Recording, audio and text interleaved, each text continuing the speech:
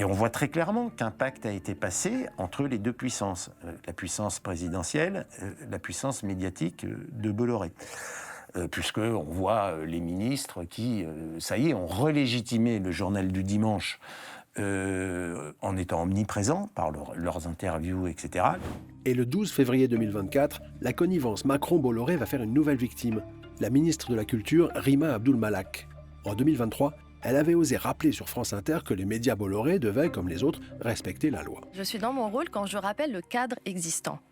Il y a des chaînes qui ont accès à des fréquences gratuites en échange de certaines obligations qu'elles doivent respecter. Ces obligations, il suffit de les lire, elles sont dans la loi, elles sont très claires. Parmi elles, il y a le respect du pluralisme, il y a le fait de traiter les affaires judiciaires avec mesure, c'est écrit comme tel, le fait de créer un débat contradictoire avec l'ensemble des points de vue sur des sujets pouvant porter à controverse, c'est écrit comme ça.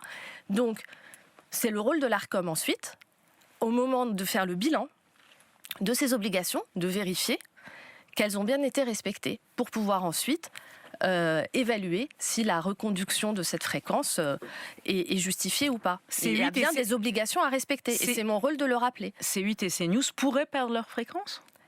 Il y a des obligations à respecter. Il y a déjà eu une vingtaine d'interventions de l'Arcom depuis 2019 pour C8 et CNews.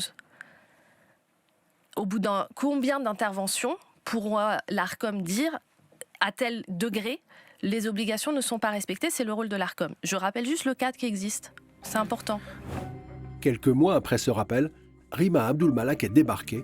Merci.